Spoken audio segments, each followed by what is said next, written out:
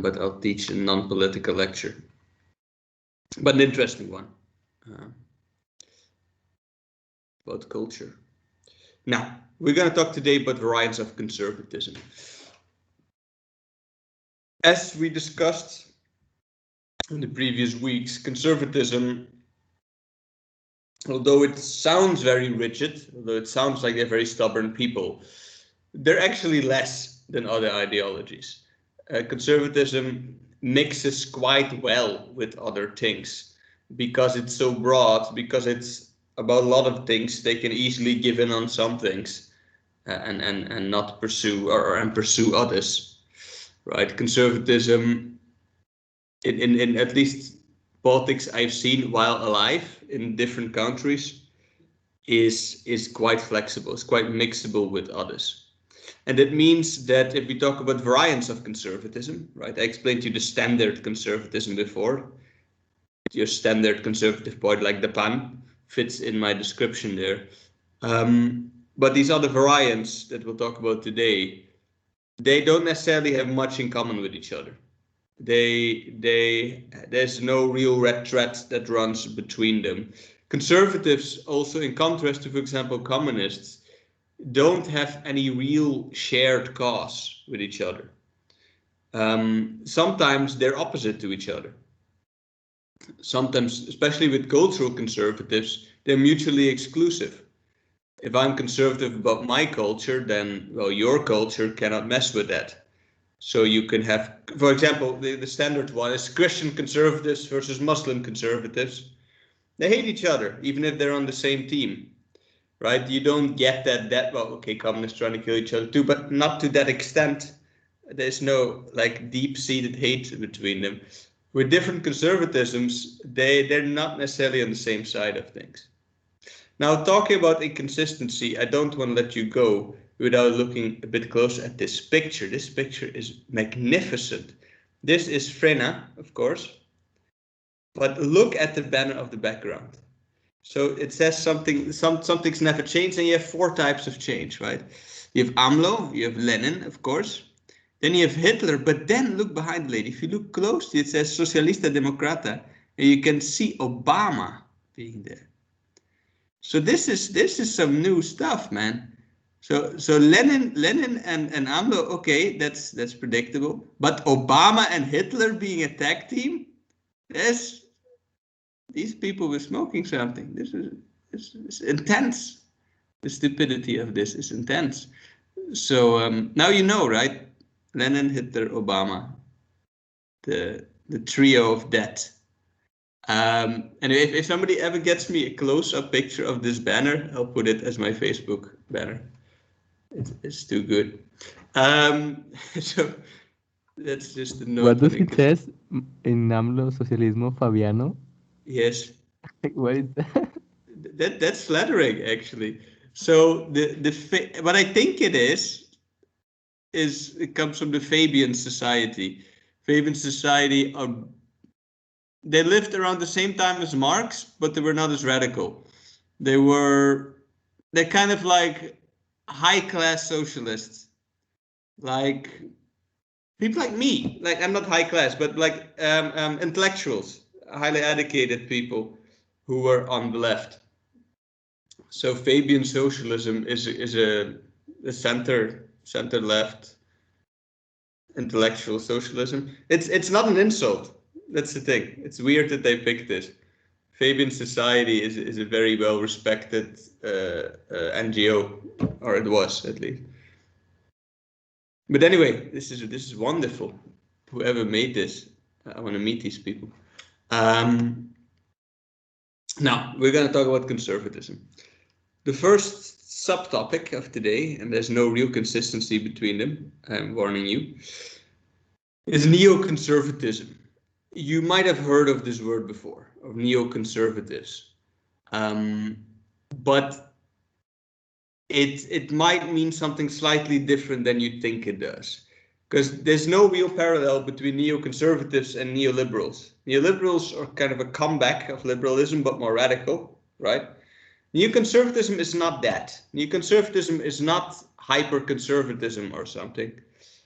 it is a very specific thing, this word. It's an American thing. You could be a neoconservative if you live in another country, but it's kind of weird. Like, you would be very malinchista to be a neoconservative. Because neoconservatism is about American dominance. It's a form of power conservatism that protects power, that preserves privilege. But it's applied to international relations. Neoconservatism is a foreign policy doctrine, mainly.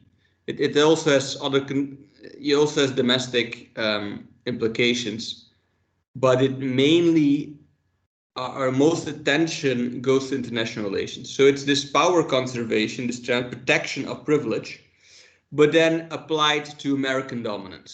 What we're trying to protect is not the king or something like that. What we're trying to protect is the United States, the empire of the United States.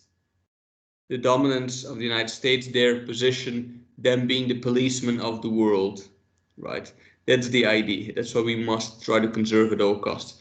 Now, it looks like it's blatant imperialism, and it is, but it's more than that. It comes also with a moral charge. They don't just want America to be on top because they're American. They also think it's a moral cause. They think it's a fight between good and evil.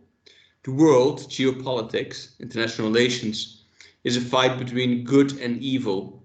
And the United States stands for the good, stands for democracy, stands for freedom, stands for God. And it's fighting these atheist, communist, Muslim, authoritarian, meanie boohoos in the world, right? They're on the other team. And so Captain, it's like the Avengers, right? They're Captain America, trying to save the world from things. That's this worldview. That is neoconservatism. So it's about conserving American dominance. Now, where does it come from? It actually comes from the left. Originally, the first neoconservatives in 1970s are former liberals, former socialists who felt uncomfortable with their own ideology. They turned anti-communist because they didn't like Stalin and such, with good reasons. And it kind of is this thing that you see a lot, where once you disagree with a movement that you used to belong to, you become the fiercest critic, right? Think of Denise Dresser in Mexico. Once claimed to be on the left, and now every day she spills hate. That's all she does, that she makes a living of that, right? These type of people we're talking about. Like, used to be progressive, but then turn against it.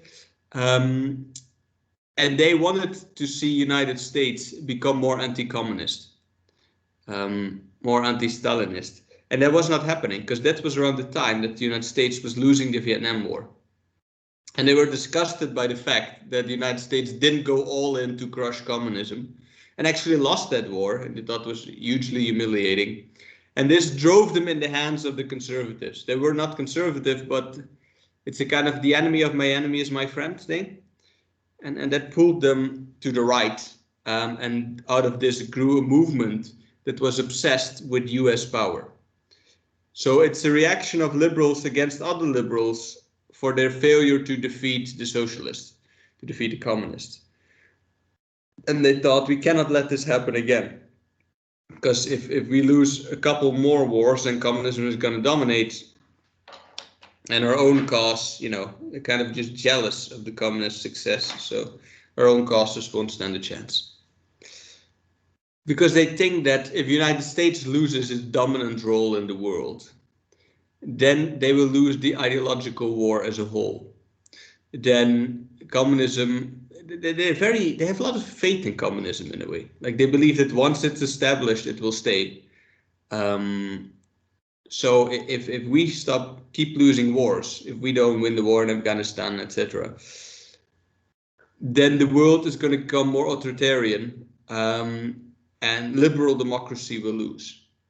Now, the consequence of that is, if liberal democracy loses, liberal democracy is in this system where, okay, you can vote, but only a little bit. and everything is locked in a constitution that you can in practice not change, and you don't have real representation, like the American model of like half democracy. If that goes, then of course the elites will also lose their power, right? So the idea is to keep our power at home, we need to dominate outside. In order to protect our own privilege, we need to suppress the others. It's kind of like the right-wing variant of Trotskyism. When Trotsky came with the idea of the world revolution, this is the liberal variant. We need to make the whole world, well, the conservative variant. We need to make the whole world conservative, or else things are gonna go bad. And that's not a coincidence. There were former Trotsky followers in this movement. So their focus initially was on fighting communism. And we talked about that in previous classes, when we talked about US interventionism. And I went over the list of all the revolutions they crushed, right? There are these people who are behind that. They're the ones who are whispering in the ears of presidents and generals and secretaries that have to invade Chile, that have to invade all these countries. But communism on its own would stop at some point, or would lose power, right? And then the question is, well, what do you do after that, right? After the big bad guys are gone, who's Captain Marvel going to fight? So we need a new enemy. We need a new Doctor Doom to come, and we're going to find that Doctor Doom in the face of the Muslim, right? Dr. Osama bin Laden will be the next enemy, Dr. al-Zawahiri. So, neoconservatism around the turn of the century turned towards from protecting capitalism to protecting Western culture. Do you understand me fine, by the way? Okay. If you want me to explain something more, please tell me. Right? Maybe you already know this and I'm boring you, but oh well. To understand the shift, I want to briefly talk about a theory that I'm going to explain in much more detail Thursday. So I'm not going to really explain why. I'm just going to explain the point of him. It's Samuel Huntington's thesis of the clash of civilizations. Have you ever heard of this, Miss Marianne? No. Good. All the better for your soul. So Huntington was an advisor, I think, to the Secretary of Defense of the United States. And before that, very damaging, an advisor to the South African regime, like the racist one. So he's not a man of the left. And his idea in the Clash of Civilizations is, okay, we defeated communism, and that's not coming back. What is going to come for us are non-Western cultures. It's not about economy anymore. It's about culture. The clashes of the 21st century will be clashes between civilizations, not ideologies. Now, what civilizations is a whole theory, right? We'll explain next time. But the main ones to look out for, first of all, the Muslims. And that's kind of what happened. Right after that, the Chinese, and after the Chinese are done, the Latinos. They're like the ones at the back. They're sneaking around the back. They're infiltrating us. But one day it will turn into, because again, this is new concept. One day it will come into a war between good and evil. We will need to defend the good against this Latino corruption. But first of all, the Muslims are coming, he said. And this leads to the very ironic situation that in the early 2000s, the main fight of neoconservatives was against other conservatives, was against Islamic conservatives. So you had the fight of the conservatives was the main fight in, let's say, 2000 to 2008. So it was this idea that the West was going to collide with the others. And this idea was picked up more or less by President George Bush. Presidents before him all had neoconservative advisors, but Bush was the first president that was fully in this ideology. Like this was his ideology, neoconservatism, and he was open about it, which hadn't happened before. The guys before him were more neoliberal with some neoconservative secretaries in there, but with him, the leader was it. And Bush, I don't know, well, you don't study international relations, right? So I don't know, you probably didn't go over this a lot. But Bush is very interesting. So Bush came with the Bush Doctrine, unsurprisingly named. Now, the Bush Doctrine has two parts. It's a theory of international relations. First of all, the part is that of the axis of evil. The axis of evil. Right? Now, the axis of evil is Iran, Iraq, and North Korea. They are the three villains. They're the ones James Bond has to fight. Right? They're the trinity of evil, of Satan in the world, is Iran, Iraq, and North Korea. And after they invaded Iraq, it became Iran, Venezuela, and North Korea. Those are the three devils of the world. And they must be defeated because they are a threat to the world. They're going to conquer it. They're going to wipe out democracy. They're going to wipe out the free market. They're going to wipe out all that is good and sacred, Mr. Diego. And thus we must fight them, right? So that's his theory. He explicitly made this in the United Nations. He went on the stage and started talking about it. And then Hugo Chavez almost threw a shoe at him and came after him. It went on some epic rant, but that's a story for another time. But he made this. Have you ever seen this interaction? It's epic. Like Bush leaves the stage and Chavez comes right after him, and he's like, "It smells like sulfur up here. I think the devil must have passed." And anyway, rest in peace to that guy. So they're the core evils of the world. They must be fought. And the United States is the one to do it. The United States is Captain America, and Captain America has the unique right to fight these evils. What that means in practice is that, so that's the second part of the Bush Doctrine. First part is you have this trinity of evil. Second part is United States is the only one who can defeat them. The United States has the exclusive right to preemptively strike them. What does that mean? The preemptive strike means that you can attack them because they could attack you.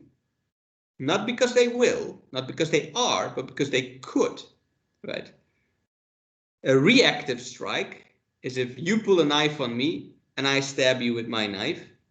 You pull a knife and you start stabbing me and I stab you back. That's reactive. Preventive is you pull a knife and I stab you because you might stab me. Preemptive is I stab you because you might have a knife, right? That's the thing they want, the last one. So the idea is that we can invade them first before they invade us, even if they never try to and they're on the other side of the world, like Iraq, and don't have an army that can do that, we're still going to take them first. That's the idea here. You can hear in my voice, I'm not a fan of this doctrine. I grew up when, like, I became politically conscious when all this was happening, so it's really scarred in my mind. The point is, we're going to invade Iraq, okay? And we need a theory for that, and this is the theory. They did. They won, sort of. At least it looked like it at the beginning. And this was good, right? Neoconservatives were happy. They won their victory. They invaded some other countries afterwards. They more or less won those wars too. So this came with the restoration of American honor.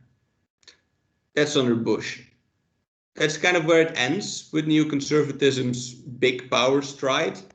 After that, it would become clear that they didn't actually win the war in Afghanistan, and the whole prestige went down again. But for a good while, it was looking okay. Now, how does this stack up with other conservatism, right? Because Bush is just the most famous example of this. So neoconservatism is a conservatism, right? Insofar that it protects the power, but on a national scale. It protects the power of the established order, of, in Bush's words, the New World Order. New World Order is something from wrestling, but also Bush had an idea of it. New World Order was basically the world led by the United States and their good friend Israel. So it's not just an American doctrine. Israel also has neoconservatives. The guy currently in power is one. So those two are to be defended. You have a very large Jewish stream of neoconservatism. For example, your friend Ben Shapiro, you see in this little picture, he belongs to this Jewish neoconservative camp, right, of politics. Now, it's also a normal conservatism, right? Neoconservatives are conservatives. They're conservatives in the economic sense. They're pro-elite. They're pro-free markets. They are conservatives in the social sense. And they're not for gay marriage. They're anti-abortion. They're all these things. And they're obviously conservative in cultural matters because that's what they're trying to protect, right? The Western culture against the students of Muhammad. And they're also conservatives in that they're religious. There's a very strong religious movement within neoconservatism because it has this flavor too of good versus evil. That's not random, right? It has this kind of religious narrative of some final clash between US as the center of civilization and the land of God, right, against the others. The difference, though, where they differ from other conservatives is that they're not against big government. Normal conservatives want the government to be small and weak, like neoliberals. Neoconservatives don't. They don't mind a strong government as long as that government uses its strength to increase the power. They have a little fascist streak in there. So they don't mind spending. As long as most of the spending is on the army and the police, they're okay with it. So they're not fiscal conservatives, let's say it that way. They don't mind strong state, strong bureaucracy, which separates them from neoliberals. So they're a little bit to the left in there, but not that much. As long as the money is basically spent on their friends in the industry. So they have quite a big industry behind them. Certain industrial elites, which are different ones from the current ones. They're not ICT companies. They're mainly the arms industry, the NRA, etc. They're the military industrial complex. The more war there is, the more missiles need to be produced, the more money Lockheed Martin makes. And prison lobbies. They're also very tough on crime, if you talk about domestic policies. And the tougher you are on crime, the more people in prison. The more people in prison, the more subsidies the prisons get. And that's good for their leaders. So in that sense, they're also power conservatives. They have certain elites that are very clearly on their side, that sometimes are them. For example, Dick Cheney, one of Bush's main men, he had a security firm. So, and he hired his own company to fight this war. So that makes sense for him. And they're backed by some very powerful conservative groups. I want to briefly talk about that, not because it's that theoretically relevant, but so you would know these names in case you never heard of them. So the two main neoconservative think tanks, which are truly massive organizations, are the Heritage Foundation and American Enterprise Institute. The second one is something like Coparmex in Mexico. And the first one, you should really remember this name. The Heritage Foundation is the main right-wing think tank in the world. They're one of the most powerful, they're the conservative organization. That is not open. You have others like C-SPAN, etc. They're open, but this is the main, let's say, in the shadows organization. So they fund a lot, they're not in the shadows, they're lobbyists. They fund a lot of research. They fund Ben Shapiro, for example. They fund a lot of people. If you ever see this under research in small letters, Heritage Foundation, you should know where they're coming from. You should know they're arch conservatives.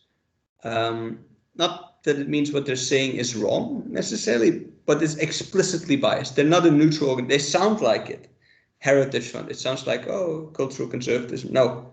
This is hardcore elitism that they push.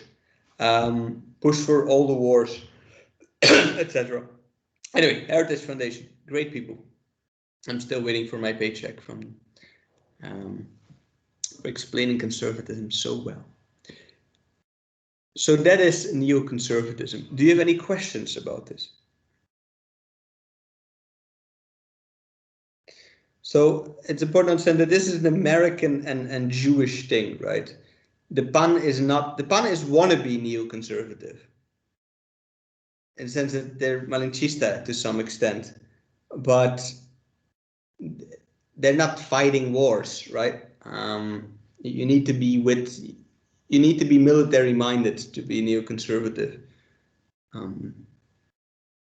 So it's kind of it would make sense for Chinese to be neoconservative because they're an empire themselves. But for Mexico, this is a weird ideology to apply to us. All right, well, that's that. Then let's have a little talk about religious conservatism.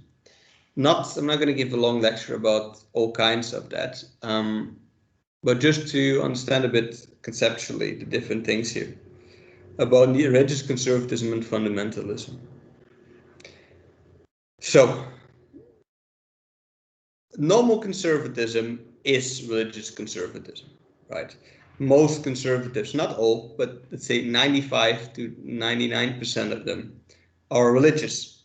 And that is logical because they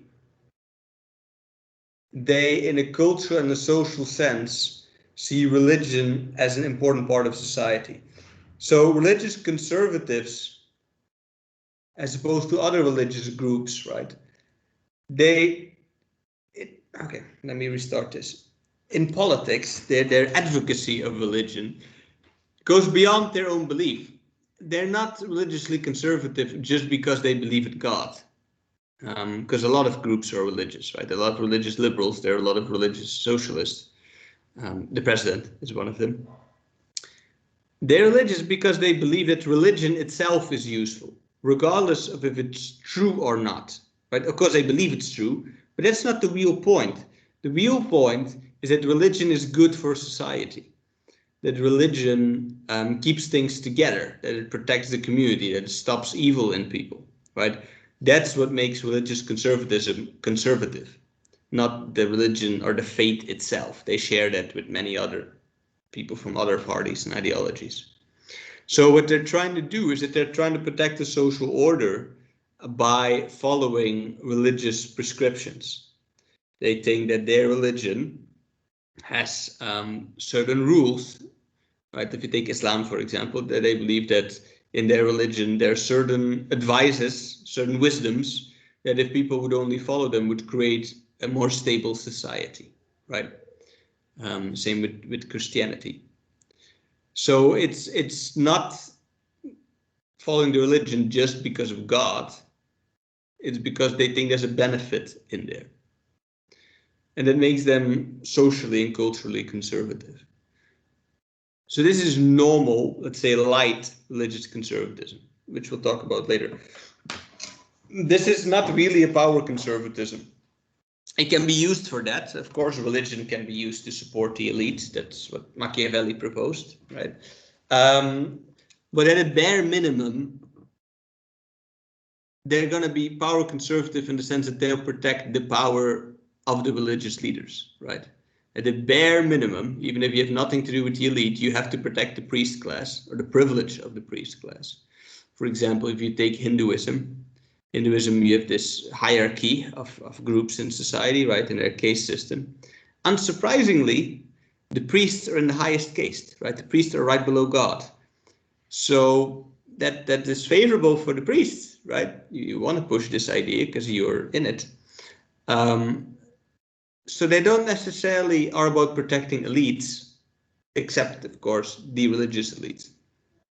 Although it goes very well with protecting elites, but it doesn't have to. There's exceptions to this. Now that's normal conservatism, your everyday one of Mexico. Then let's talk about fundamentalism. Right, fundamentalism is something different. Fundamentalism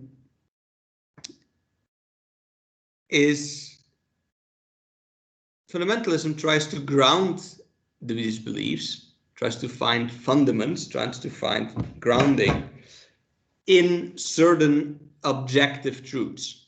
They think that certain religious scriptures, whether it's the Bible or the Quran or whatever document we're talking about, right, or certain religious institutions hold the absolute truth. So their religious, let me restart this. A normal conservative has his religious views because he believes in them, right? Because he has faith. Faith is not knowledge. Faith, by definition, implies that you don't actually know, right? If you have faith in something, you don't know it for certain. You have faith that your boyfriend will come back means you don't actually know he's going to come back. You just think he will, right? The same with religion. With fundamentalism, it's not based on faith. It's based on some kind of objective knowledge that you're right, because it's written here. That's why it's there. Not because I believe it. It's just true, right? And if you don't believe it, you're an evil idiot. So religious fundamentalism has their own religious beliefs solidified. They're not acts of belief. They're acts of either you know this or you don't. And if you know it, why are you not following, right? So it decides to ground it in these absolute scriptures and institutions. And because they have an absolute, not a relative truth, they believe that this is priority over democratic politics. The fundamentalist doesn't actually care what other people think, nor really cares about convincing them. The truth is out there. You can all read the Bible. So why are you not doing this, right? That's the logic here. If what it says here is true, and it is true, then we have to follow these 10 commandments, right? Stop looking at other people. What are you doing? Come on, get to church now. That's the idea here. So what's typical for fundamentalist conservatives is that they don't actually care about politics, because it's irrelevant to them. It doesn't matter what people think or what people want or what the president wants. It matters what God wants, right? And that's an absolute. That's not up for debate. There's no doubt in the fundamentalist mind here. Now that belongs to all religions. All religions have fundamentalist tendencies. You have, because of neoconservatism, we associate it with Islam. That's what those conservatives did to us, right? You have fundamentalist Islam, of course. They rule certain countries, but you definitely have it in Christianity too, right? You have fundamentalist Christians. That you have in Buddhism, very scary dudes in Thailand, who will happily murder anyone who disagrees with them.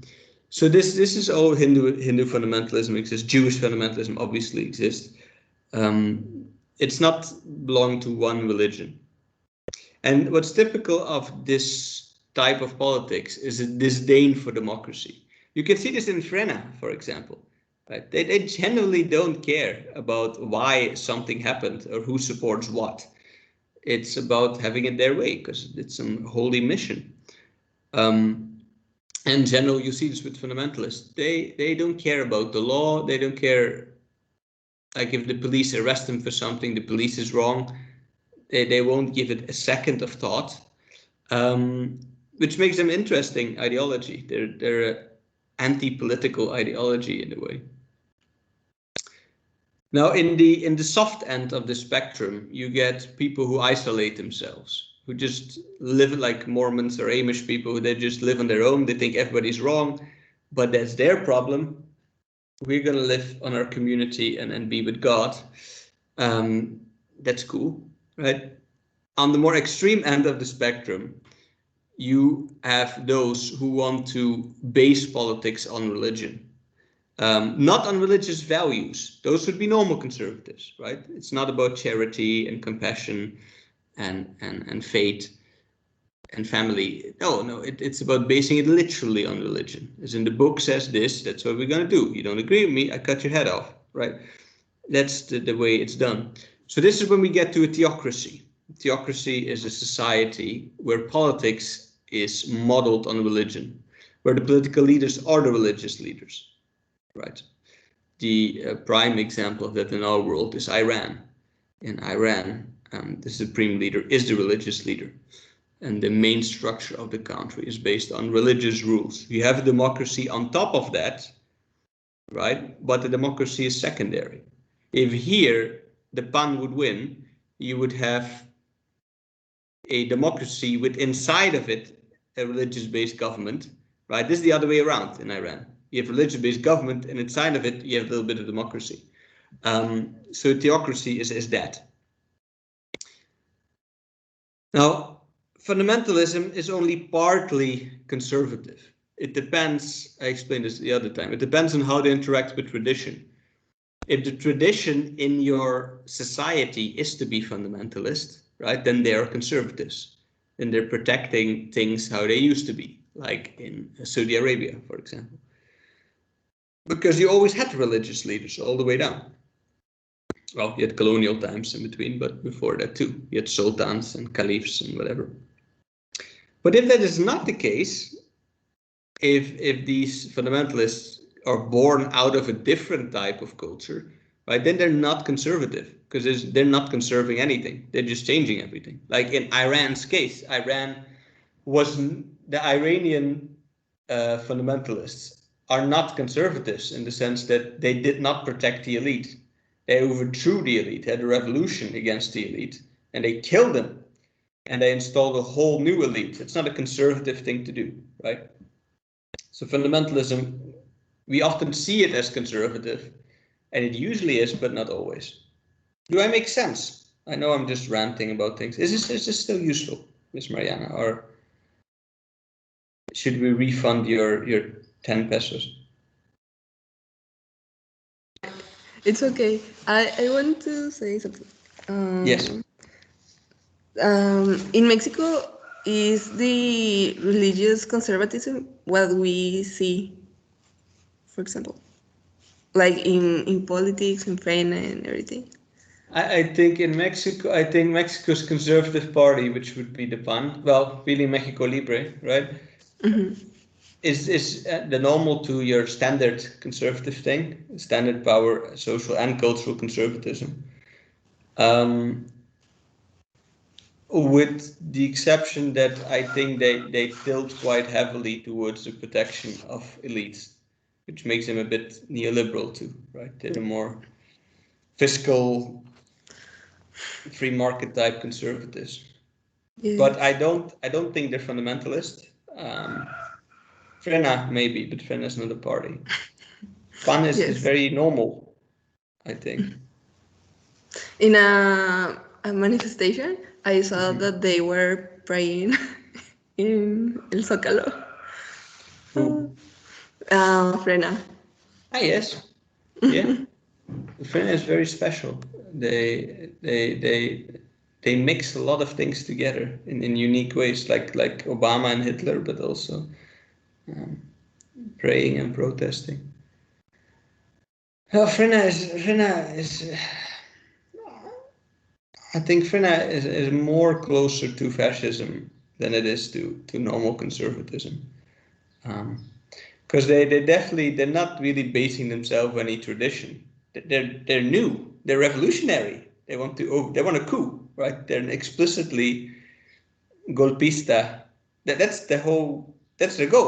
The goal is to have a golpe de Estado.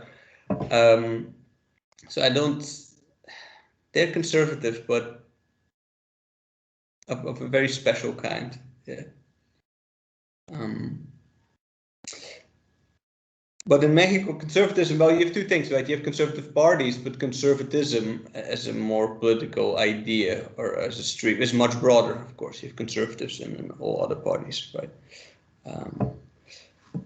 I don't know if I answered your question. Sort of. Yes.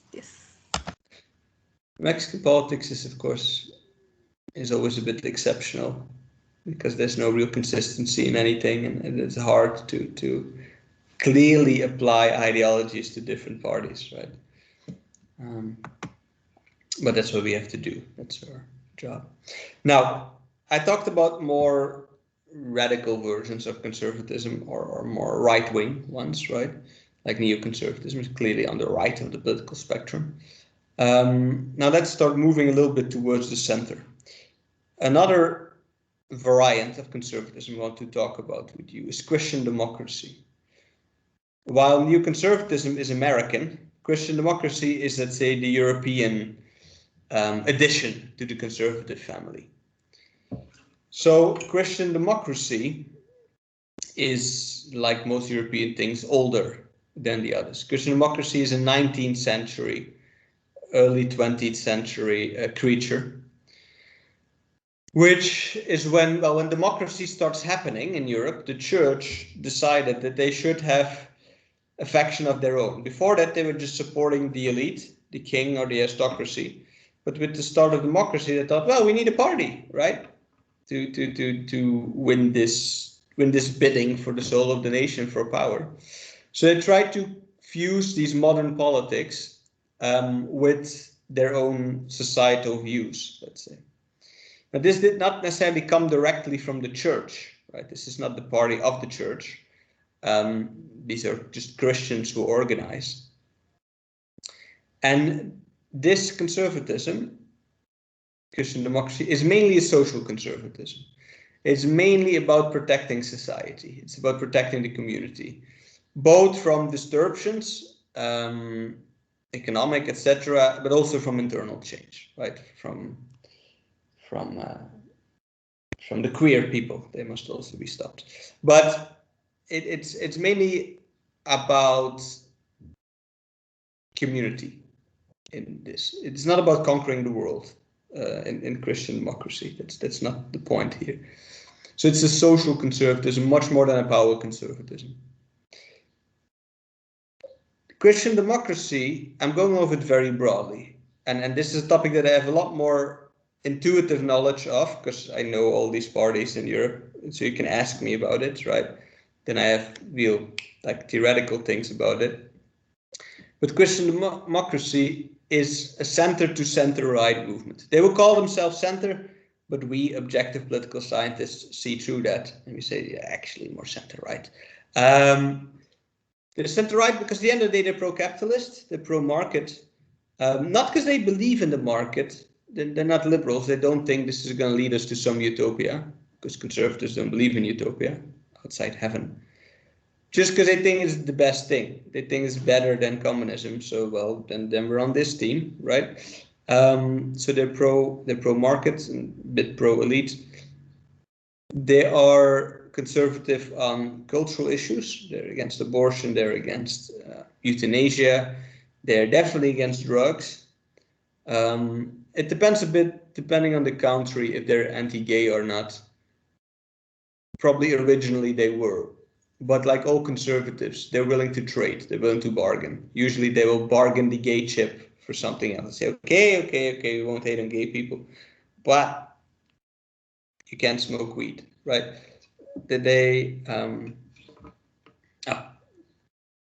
conservative in that. But the reason they're center is because they are more left when it comes to social protection. So they're pro-capitalist, but they're not anti-social policy. So they're for social security, for example, right? They're for health insurance. They're for unionization. They're for the labor movement. They think workers should be allowed to organize, should have collective health care, should have pensions, these kind of things. So here they're not really on the right. They disagree with the neoliberals, right? And with the American conservatives are anti-labor. They're power conservatives. They're for the privilege of the rich. They're against unions. They're against minimum wage, all these kind of things. The Christian democracy is not. Now, it's interesting to look at the reasons why they're not, because they're the real smart conservatives here. So Christian democracy, to a certain extent, adopts socialist policies, right? Health insurance, general education, these kind of things. Not because they're socialists, but to stop socialism. It's very smart. So their idea is this: capitalism is the best system, but it is problematic.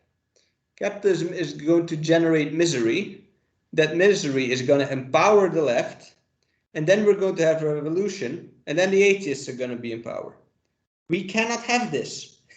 So we must prevent the revolution from happening by being socialist, in a way, or by doing what socialists do, so people wouldn't vote socialist.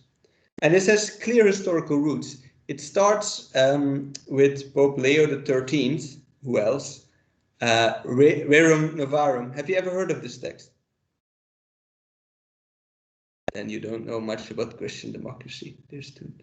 Rerum Novarum is a classic speech, let's call it, of the Pope in 1891, Leo XIII, about labor. This is when the church, for the first time in history, not for the first time in history, first time in capitalist times, took a clear position on labor.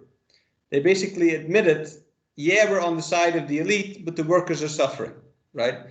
We try to ignore it. We try to tell them that they're going to go to heaven anyway, but we cannot ignore this any longer. It's just clear.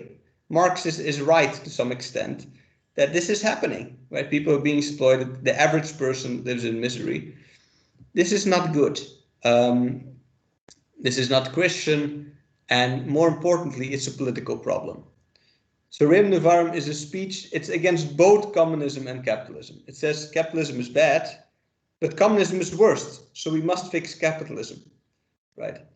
So we must do something for these workers, or they're going to become revolutionary, right? This was the years after Marx. Lenin was already on the move. So we said we need to do something before the communists take this. We need a Christian alternative that does something for the working class to prevent the revolution. So it's protecting society from capitalism to avoid communism, basically. Very smart, right? They're playing 3 steps ahead with chess, unlike the American conservatives, who don't think that far ahead in what they're doing. They've been very successful at stopping communism in Europe by doing this. They're trying to prevent the revolution. That's one reason. You also see this with, yes, Mariana. I want to ask if this is what happened in Germany, because Angela Merkel is from a Christian party, I guess. Yes. She's from this party, but what do you mean this happened in Germany? What do you mean with that? Like, her party is this, no? Like, yes, based on this ideology. Yeah, it's not why they stopped communism. They stopped communism because they were occupied by Germany after World War II. So the communists couldn't go there. But what did I say? Occupied by Germany? Did I say that? No, occupied by United States, I meant. And in World War I, well, the revolution didn't happen because it just got crushed by the remaining of the army. But yes, Angela Merkel belongs to this type of politics. We'll get to her very soon. She's the prime example, living example of this, the one that's in power right now. So that's one reason. The other reason why they're more social is just their own ideology, right? Is this Christian values of compassion. It's very clear. Christ thinks it's good if you help poor people, right? It's very evident in the Bible. And that means that Christian Democrats will spend quite some energy in doing just that. But it's a care for the weak, which is a bit different than socialism, because socialism is the protection of the working class as a whole, not just the miserable, right? You also get healthcare, like I get healthcare too. In Christian democracy, it's more about helping the actual like widows and orphans and like the typical people you would have sympathy with, rather than working age men. You're not going to help them. You're going to help the actual most vulnerable ones, the ones that look miserable, particularly women, right? They can receive charity. And this is not rhetorical, like they actually do this. In Europe, religious conservatives are very active in organizing social services. For example, the biggest employer in Germany is not Volkswagen, it's Caritas. You know Caritas, the Christian organization? They're the biggest employer in Germany. They run most retirement homes, most hospitals, a lot of schools. All these social services are actually run by the church in some way.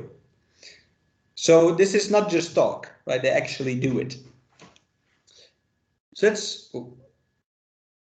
that's how Christian democracy is a bit different, right? Now let's talk about how to interact with power. As I said, they're not power conservatives in the sense that they're not about protecting the elite, although they'll do it in practice, but it's not kind of their goal. Well, they protect them in like the long game to avoid the revolution, but not about helping right now the richest people get richer. It's a long plan. But they are very involved in power politics because of their position. Christian democracy explicitly tries to be centrist, right? They're conservatives who try to take the center rather than the right of the political spectrum. And being in the center is a very interesting position because, especially in a European context, you have coalition governments. Most countries exist of multiple parties, being in Spain, Italy, Germany, Belgium, Netherlands, right? They all have multiple parties forming the government. Not like in the United States that you have 2 options, right? You have 10 options and 3 of them will go together.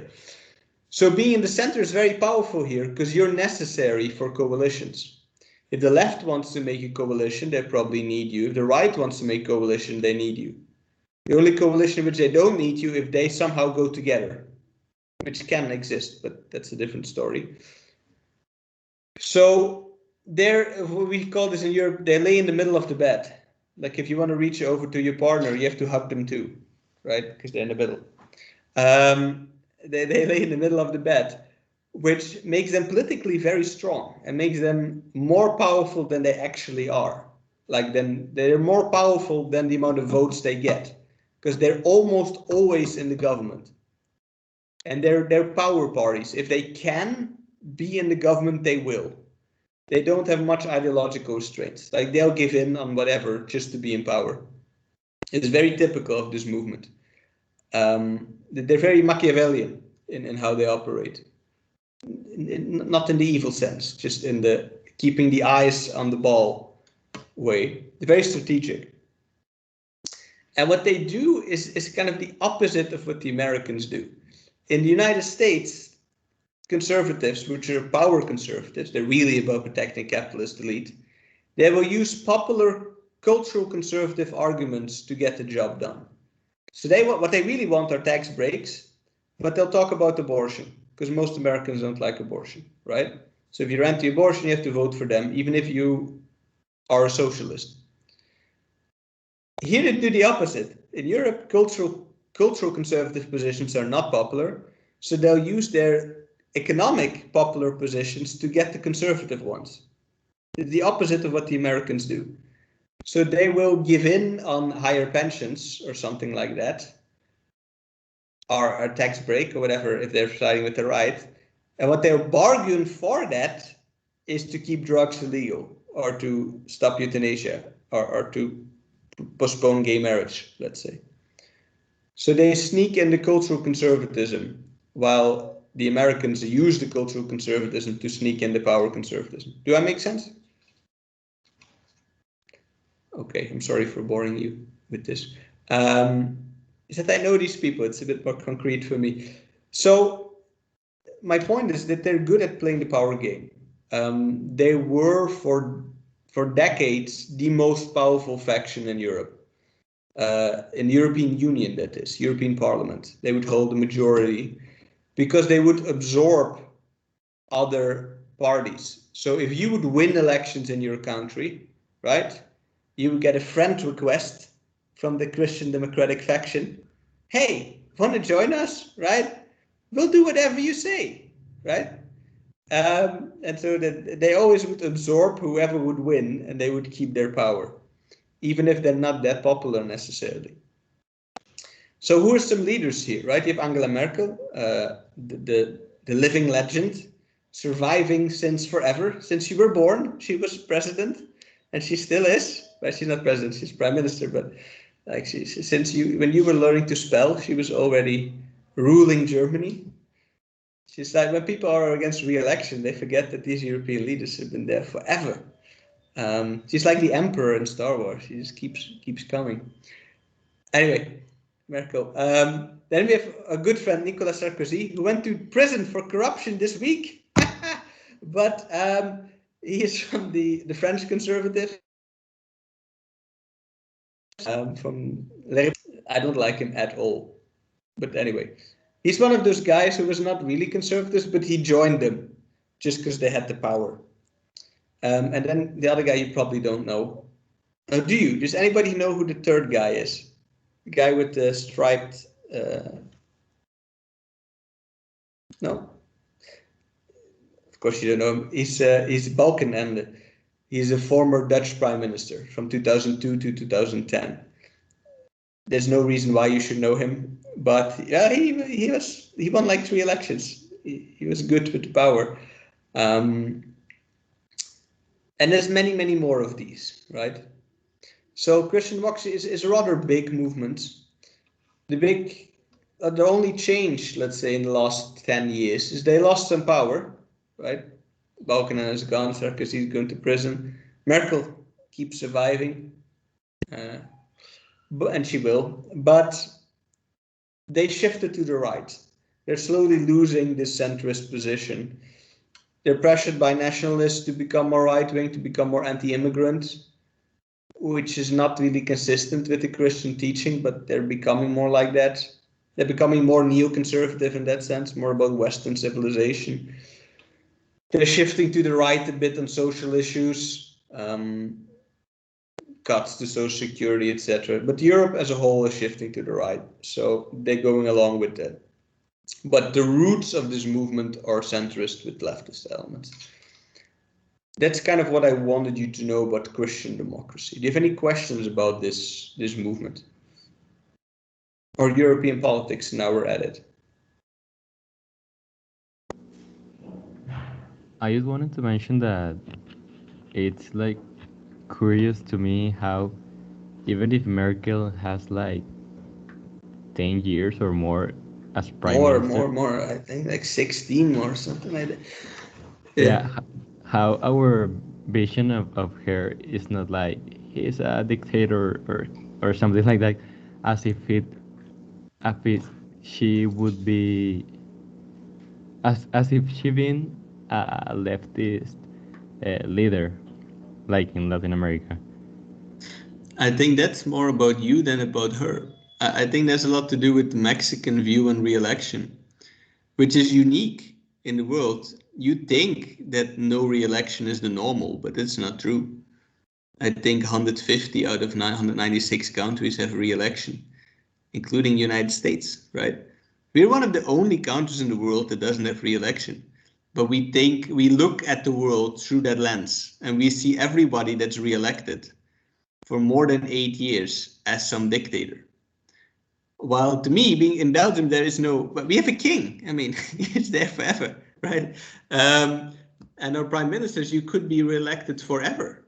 Balkenende did 4 terms or something. Well, he's out of power now because of his own stupidity. But David Cameron, what's his name? Anyway, the former UK prime minister, he did 3 terms. David Cameron. So this is, to European mind, this is not weird. Our logic is just, as long as people keep voting for you, you are the legitimate leader. And we have more shorter term elections, like it's every 3 or 4 years instead of every 6 in Mexico. But yeah, our logic is just, you have legitimacy because people chose you. And we also, none of the, well, Sarkozy was, but the other 2 are not presidents. They're prime ministers. They're heads of coalition governments. They don't rule alone. So they don't have the power that a president does, in a way. So yes, when we talk about Chavez, right? Chavez, the man who won 4 elections in a row with absolute majorities. People call him a dictator. I always have these arguments with my students today, but why? Like, what makes him a dictator? Now he's in power, because he won. Yeah, but this. I'm not talking about Maduro. Maduro is a bit different. Maduro didn't have majorities. But we indeed call anybody who's in power for a while, especially if they're on the left, they're a dictator. Same with Evo Morales. He's maybe the better example, right? Sorry, I went on this rant here, but I vividly remember the discussions. I remember with the coup against Morales, my students were saying, but he's a dictator. I said, but why? He's in power for a long time. How does that make you a dictator? Yeah, but what about Merkel? She's different. I said, how? But yes, she survives. And she might keep surviving. I don't know, maybe she's tired of it. We'll see. Maybe she quits. Any other questions? Sophia, you had a question or not? Okay. Mr. Martinez, Mr. Garza, are you okay?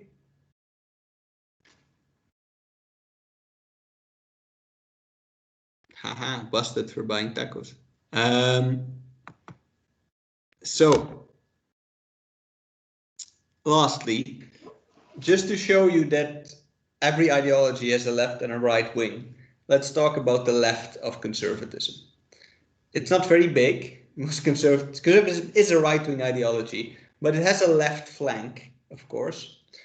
And you have many variants of that. The one that's most relevant to us as Latinos is liberation theology. You might have heard of this before. Probably if you're into politics, you did. So I'm not going to tell you anything new, but just to repeat the points, to have some discussion on it. So liberation theology is primarily a Latin movement that is conservative in the sense that it's explicitly religious, but it moves towards the left instead of the right. It starts from it's a social conservatism. It starts from a concern with the community, with protecting society. But instead of thinking that we should go back to protect society, it thinks we should go forward, right? To protect the community in a literal sense, as in actually protect people as living beings. We need to radically move to the left. That's a conclusion that liberation theology makes. The concept of liberation theology comes from Gustavo Gutierrez, a Peruvian priest who wrote a book that you could read, The Theology of Liberation, 1971, where he establishes this idea of liberation theology. Then it spread to other countries. It was most successful in Middle America, Nicaragua, El Salvador, Brazil. It's a big movement, although it has no political party connected to it. In the street, let's say, liberation theology is still quite credible. So what's the idea here? Liberation theology, the main concept is the preference for the poor, or the option for the poor. Is the idea that if you read the Bible, it's very obvious Christ has a preference for poor people. And he prefers to be around them, and he thinks that they're the more important ones.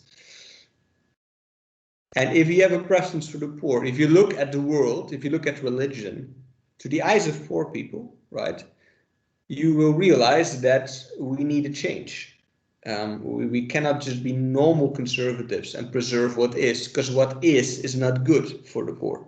What is would disturb a true Christian. Comes from the idea that if we look, because they're priests, right? If we look at our people, 90% of them are poor. Those are the people who come to church or to our churches. So our community, our souls, are people who are suffering. And I would be a very weird leader if I wouldn't base my leadership on trying to solve this problem of my flock, of my community. What they need is relief right now, not in heaven. We're not going to tell them that, oh, if that's the standard game of the church, right? You pray and then the poor will be rewarded in the afterlife. They say, oh, this is quite limited.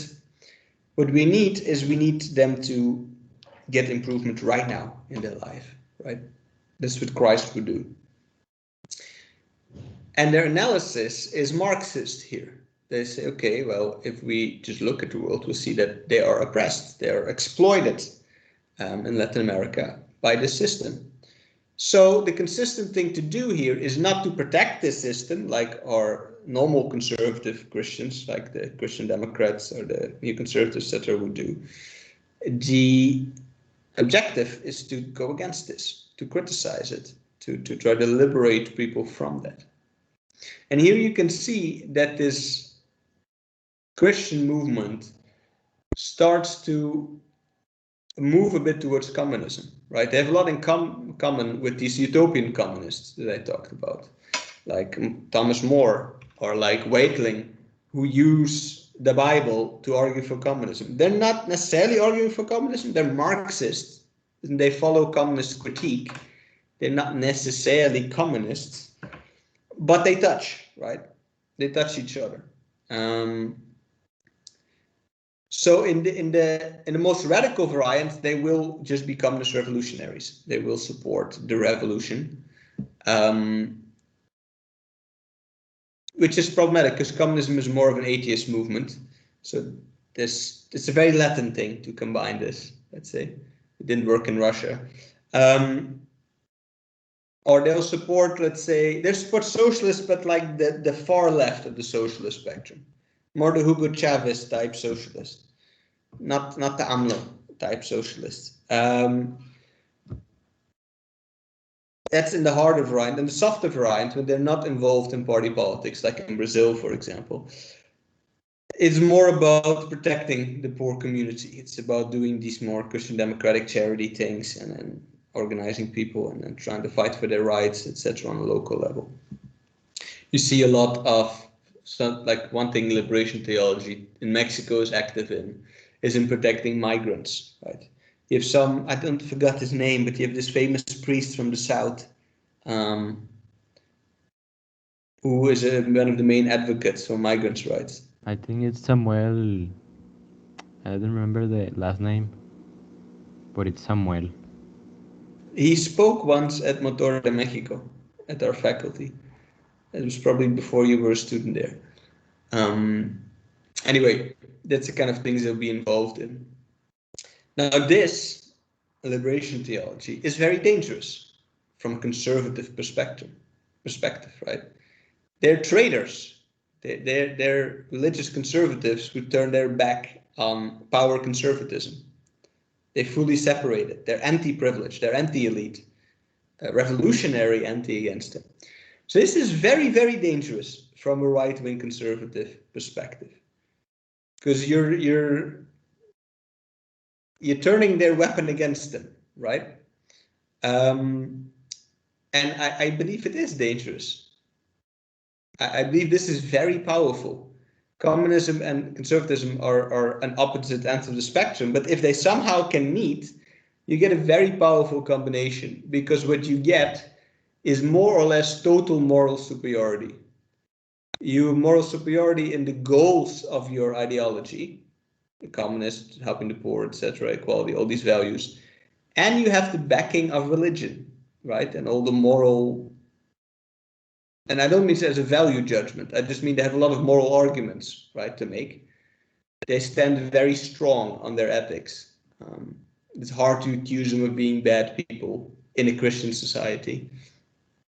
So you get a morally very strong faction, and that's of course dangerous to the real conservatives. So that could be him.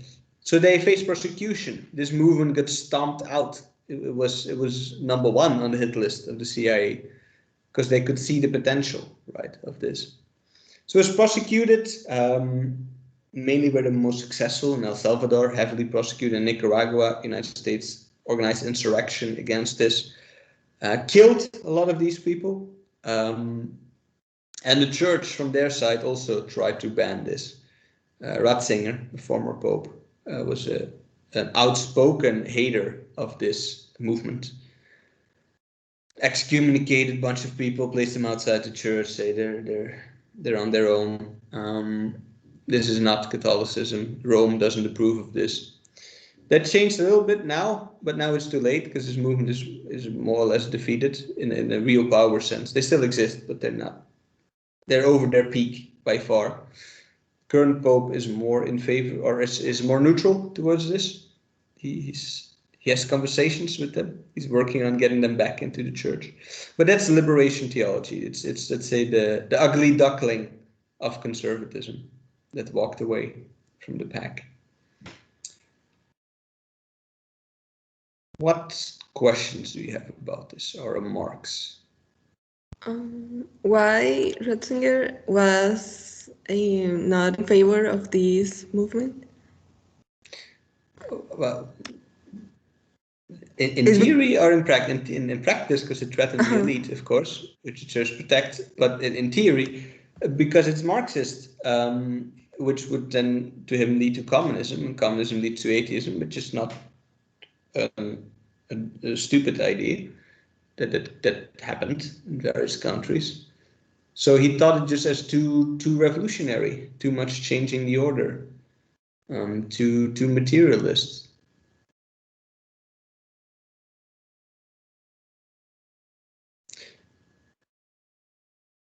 And not Ratzinger was a more conservative pope, right? Wise one. Any questions you have about other types of conservatism that I didn't name? Because as I told you, this lecture was a bit limited. Did you learn anything, Mr. Martinez, from this? Or did you already know everything? No, but I kind of like can you hear me? Yes. The defending the West part of the villains and all that. I never. It has a lot of sense. Okay. We're going to talk about that next time. So I was going to give a lecture on Christian democracy next time, but as you can see, that lasted me 2 slides. Not 2 hours. If you have any questions about it again, I can try to answer them. I do know this movement quite well. Next time I want to draw from some total different class, from globalization. You had globalization as a course, right? I think they removed Yeah. it. You didn't? That's scandalous. Of course. I don't remember. Actually, I can. In second semester, you should have had it. It's like, come on, man. This is like the main thing in international. Well, you didn't study international relations, but anyway, I'm angry at this. Okay, well, that's going to be new to you. I want to talk next time about theories of cultural globalization, which is not, okay, it has something to do with this, but it's not what I plan to teach, right? It's a lecture that's about, if we talk about cultural conservatism in a globalized world, right, then it's very important, the theory of how culture interacts globally. What do different cultures do to each other, right? If you have a world with different cultural beliefs and you mix that, what happens? That's the question that I want to talk about. There's 3 main theories about that. One of them we already saw, that's the clash of civilizations. You have 2 others. And I want to give a lecture on that topic. Mr. Martinez, you were going to say? Like migration and topics like that? Migration is the start of that discussion. It's about what happens to culture when you have migration, when you have interaction of cultures. Are they gonna fight with each other? Are they gonna become all the same culture? Is one gonna dominate the others? Right, that type of question. What happens to cultural globalization? I studied cultural studies as a career, so it's a topic I like talking about. And I think it's a good supplement to this, although it's not political theory, it's social theory. But I think it's nice to talk about. How does that sound? Or do you want me to teach something different? I can also teach you random sociology courses. It's fine. Sounds interesting. Okay. Well, if you have any requests, I can do some magic and then find a lecture. I'll pull it out of my hat.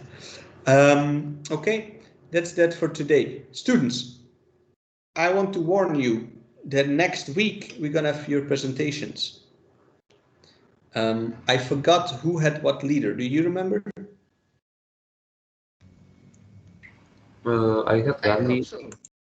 Okay, you had Yeah. Gandhi, Sophia. Who do you have? I have Thomas Sankara. Okay. Mariana, who did you get? The Turkish leader Okay, Kemal Atatürk.